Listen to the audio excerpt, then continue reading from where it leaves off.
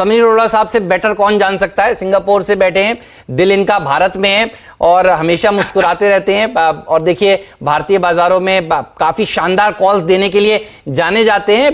Sameer sir, very good morning to you. Singapore के investors में देख रहा हूं भारत में कई कंपनियों के ऊपर लगातार खरीदारी कर रहे हैं। इवन गवर्नमेंट ऑफ सिंगापुर ने देखिए हाल ही में कई कंपनियों में निवेश किया। आई एम श्योर आपने एडवाइस किया होगा सर। बताइए मार्केट पर मूड क्या है। 11,500 के आसपास हम बिल्कुल कारोबार कर रहे हैं सर। तो जी मुझे तो ये लगता है जी कि ये मार्केट जो है उसको कैसे जस्टिफाई किया जाए इस इकोनॉमी के साथ। तो उसके लिए मैंने लास्ट फ्यू डेज में पढ़ा कि जैसे अभी हम बोलते थे कि ये वी शेप रिकवरी है कि डब्ल्यू शेप रिकवरी है कि यू शेप रिकवरी है, अगर आप समझें। तो अब नया लेटर आया के शेप। के शेप में क्या है कि कुछ स्टॉक्स या कुछ कंपनियां तो ऊपर चल रही हैं और कुछ सेक्टर परमानेंटली नीचे की तरफ जा रहे हैं।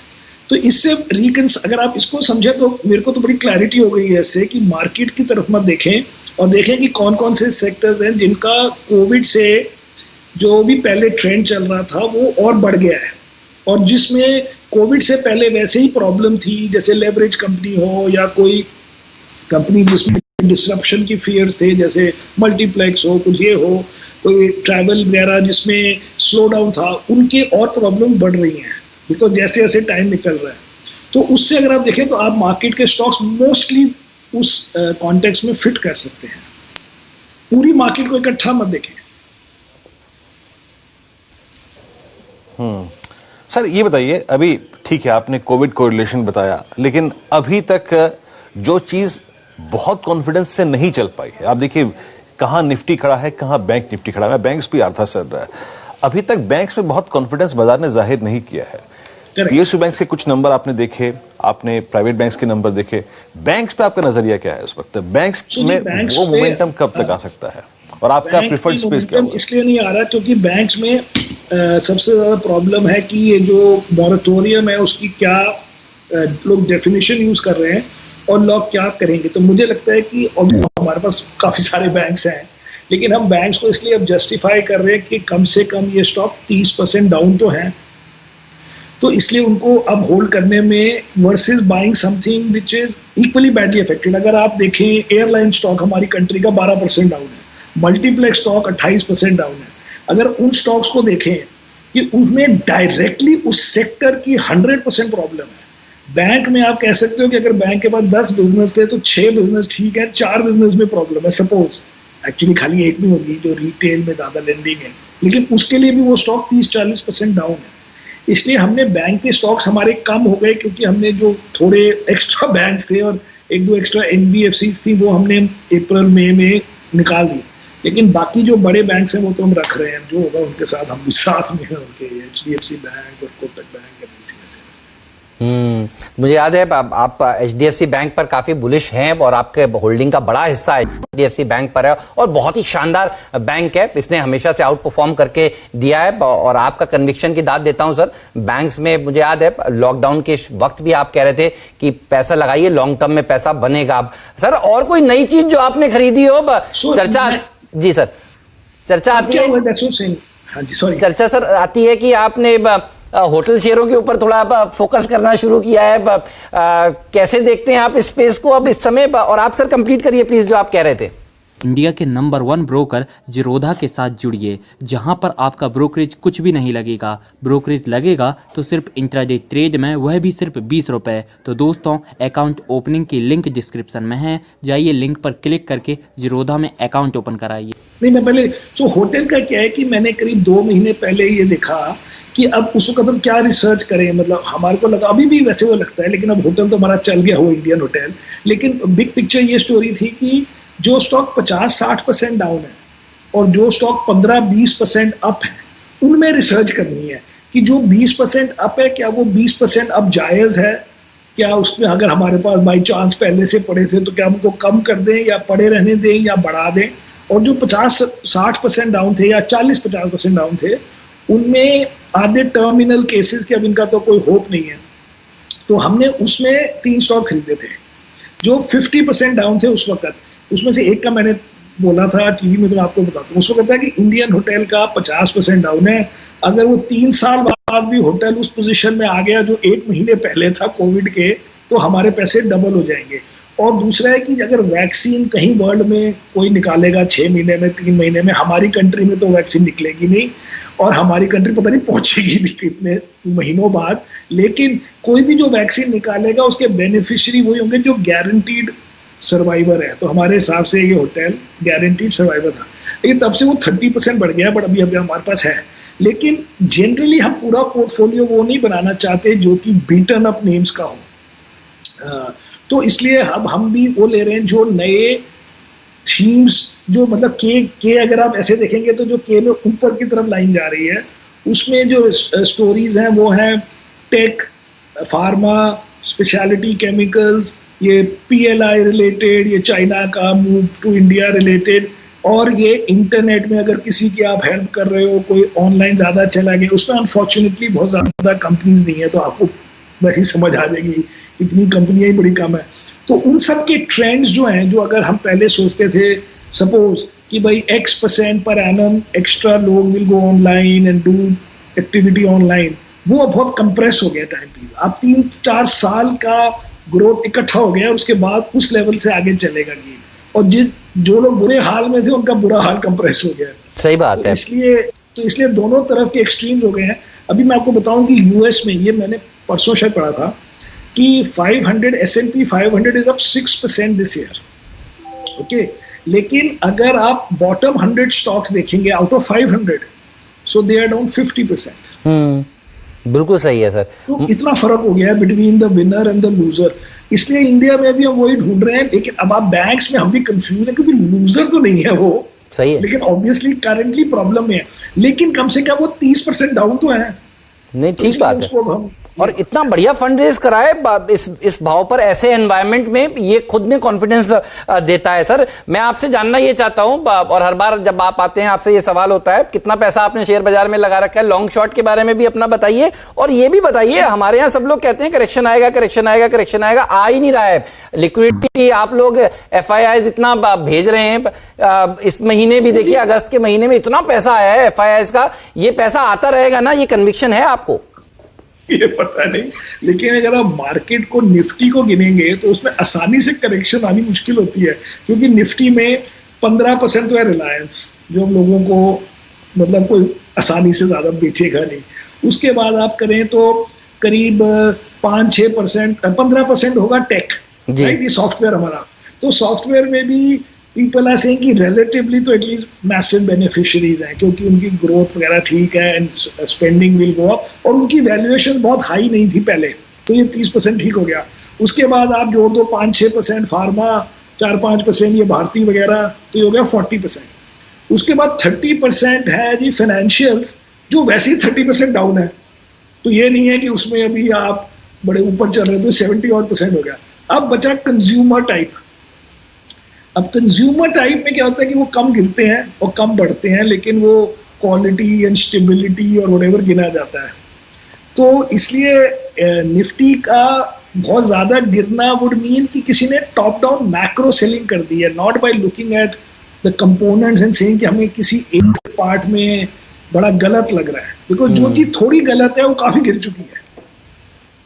सो निफ्टी में इतना, इसलिए मुझे बहुत ज्यादा करेक्शन नहीं लगती है। शायद होता है अनलेस कि वर्ल्ड वाइड कुछ पैनिक हो जाए यूएस इलेक्शन से या किसी चीज से, जो कि not analysing in bottom up but just doing a top down cut, फिर निफ्टी में सबसे ज्यादा होता है अगर ETF में सेलिंग आ गई, किसी ने बोल दिया get me out of India, लेकिन ये सब की कोई लॉजिक नहीं है। तो ठीक है, अब मार्केट हो गए। अब मेरी बात आप कर रहे थे, तो हम नॉर्मली क्या करते थे कि, हाँ जी बोलिए जी। हाँ बोलिए सर, प्लीज अपनी बात पूरी करिए प्लीज। नहीं, वो आपका क्वेश्चन था कि मेरा नेट एक्सपोजर क्या है। तो नॉर्मली हमारा क्या होता है कि हम 90 लॉन्ग 30 शॉर्ट टाइप होते हैं, जिसमें 60 नेट। अब क्योंकि हम ये ट्रेंड खेल रहे हैं कि जो अच्छा है वो बहुत बढ़ेगा या एटलीस्ट रिलेटिवली, और जो गंदा है वो बहुत घटेगा या एटलीस्ट रिलेटिवली, तो हमने दोनों चीजों को एक्सपैंड कर दिया। तो हमारे अब लॉन्ग होंगे करीब 120% और शॉर्ट होंगे करीब 45-50%। तो नेट अभी 70 के करीब है, क्योंकि 120 थोड़ा कम, लेकिन अब दोनों साइड बढ़ा दी गई है, बिकॉज अब बेट हो रही है कि डिफरेंस बढ़ता जाएगा between long, I mean between good and bad. Sir ये बताइए, मार्च अप्रैल मई ये कंप्लीट वॉश आउट था ऑटो के लिए, और उसके बाद अब ऑटो अगर आप देखें फिर से पुल बैक दे रहा है, बहुत स्ट्रॉन्ग पुल बैक दे रहा है। एस्कॉर्ट्स ने अगर आप देखें रूरल थीम के मद्देनजर एक बहुत सब्सटेंशियल मूव दिया। अब एक कैचअप चल रहा है लार्ज कैप ऑटो और frontline auto between auto ancillary space. इस स्पेस पे आपकी राय क्या है और इसमें अभी कितना पैसा बनना बाकी है सर? हम तो जी बहुत ज्यादा नेगेटिव हैं, एस्कॉर्ट्स पे नहीं but auto sector in general पे बहुत नेगेटिव है। बिकॉज अगर आप कंज्यूमर का बिहेवियर देखें तो ऑटो सेक्टर कोई वॉक इन करके गाड़ी नहीं लेता, सोच के लेता है। तो अगर आप सोचें कि जिसने मार्च के बारे में लेनी थी जिसको, उसने जनवरी से या बेचारा दिसंबर से सोच रहे हैं कि हम गाड़ी लेंगे। तो मार्च अप्रैल मई में जो नहीं ली जिन्होंने, उन्होंने 2-3 महीने सोचा होगा इन थियोरी, बिकॉज हर गाड़ी आप 2 महीने बाद लोगे, लेट्स से, पता नहीं किसी को, बट लेट्स से 2-3 महीने बाद लेंगे। तो अब जब 5 महीने बाद मार्केट खुली तो वो जो 4-5 महीने के लोग थे जो पहले से सोच रहे थे, उनमें से 20% भी नहीं आए गाड़ी लेने, क्योंकि अभी आप 100 पे भी नहीं पहुंचे।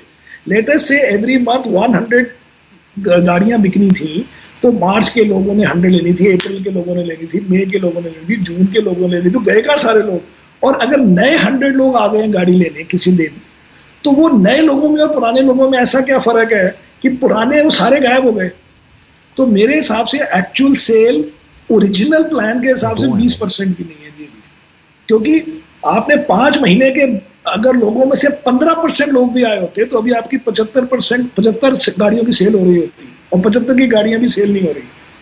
तो अगर आपने देखा होगा मारुति चेयरमैन ने, राजीव बजाज ने, आई थिंक आज ऑटो एसोसिएशन ने, जिसने इकोनॉमिक टाइम्स में भी कहा है, कोई सेल नहीं है जी मेरे हिसाब से। तो मार्केट चल रही है तो चल रहा है। ठीक बात है। पेंटअप डिमांड देखने को मिली थी, मुझे याद है आपने कहा था पेंटअप डिमांड देखने को मिलेगी, इसको पेंटअप डिमांड की तरह ही देखना चाहिए। पिछले इंटरव्यू में आपने बात बिल्कुल साफ कही थी। पेंटअप डिमांड भी नहीं है, ओके, क्योंकि पेंटअप डिमांड से कम अगर 30% और वो लोग खाली लेते हैं जिन्होंने, तो 100, तो अभी आपके नॉर्मल मंथ से 1.5 गुना हो जाए, तब आप कह सकते हो कि चलो जी 25% पुराने ने लिए है और 10-20 हजार नए लोग आ गए हैं। ठीक बात है, अगर सपोज है ना।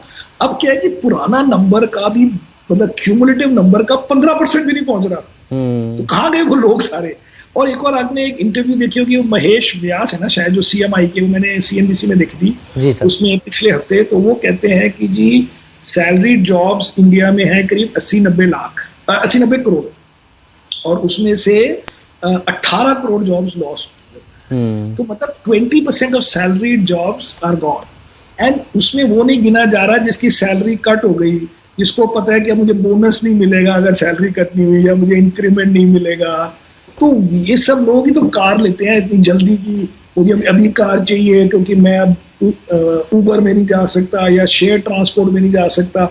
जो आदमी इतनी आसानी से कार खरीद सकता है वो पहले भी खरीद सकता था। ठीक बात है, बिल्कुल सही है सर। अच्छा, ये बताइए सर, जिस हिसाब से तेजी हो रही है यहाँ पर, अब हम 12,000 की बातें कई लोग देखिए करने लगे हैं, 11,500 तो बिल्कुल अब आज ही हो सकता है छू जाए, इस तरह का माहौल बना हुआ है। सवाल ये है कि सरकार ने भी काफी सारे रिफॉर्म्स के ऊपर काम किया है, दिवाली से पहले दिवाली की उम्मीद की जाए क्या शेयर बाजार में? एक ऑल टाइम हाई की बात करना सही होगा या जल्दबाजी होगा आपके लिहाज से, क्योंकि फ्लोज काफी अच्छे हैं। अच्छा, यूएस ने दिखा दिया है तो हमारे यहाँ भी थोड़ी होप बनती है, आपका एनालिसिस क्या कहता है? इसके बाद एक सवाल मेरा और है आपसे, वो भी मैं पूछूंगा, पहले इस पे बताएं सर। नहीं सोच रहा, पहले मुझे बताओ कि ऑल टाइम हाई है कितना? 100 समथिंग है सर, एग्जैक्ट याद नहीं, लेकिन वहां से दूर नहीं है सर। हम 5-6% तो कभी मूड में हो भी सकता है, लेकिन अगर ज्यादा जल्दी हो गया फिर नर्वस हो जाएंगे सब लोग कि आगे क्या होगा। 12,430 सर, टू बी प्रिसाइज। नहीं 12,400 तो बड़ा दूर लगता है जी, दूर लगता है 4 महीने के लिए। दोस्तों, हम वीडियो स्टार्ट करें इससे पहले मैं आपको बता दूं कि यदि आप लोग बाजार में ट्रेडिंग या निवेश करते हैं और अभी भी ब्रोकरेज के नाम पर अपनी हज़ारों रुपए बर्बाद कर रहे हैं, तो अब बदलिए और देश के सबसे अच्छे, बड़े और सबसे भरोसेमंद ब्रोकर जिरोधा के साथ जुड़िए, जहां पर आपका ब्रोकरेज कुछ भी नहीं लगेगा। ब्रोकरेज लगेगा तो सिर्फ इंट्राडे ट्रेड में, वह भी सिर्फ 20 रुपये। और दोस्तों, साथ ही आपको बता दूं कि यहाँ पर अकाउंट ओपन कराने के लिए आपको अपना POA यानी कि पावर ऑफ अटॉर्नी देने की कोई आवश्यकता नहीं है, जिसका उपयोग करके हाल ही में देश के एक बड़े ब्रोकर ने 2000 करोड़ का घोटाला किया। तो दोस्तों, अकाउंट ओपनिंग की लिंक डिस्क्रिप्शन में है, जाइए और लिंक पर क्लिक करके जीरोधा में अपना अकाउंट ओपन कराइए। तो आप कह रहे हैं थोड़ा दूर लगता है।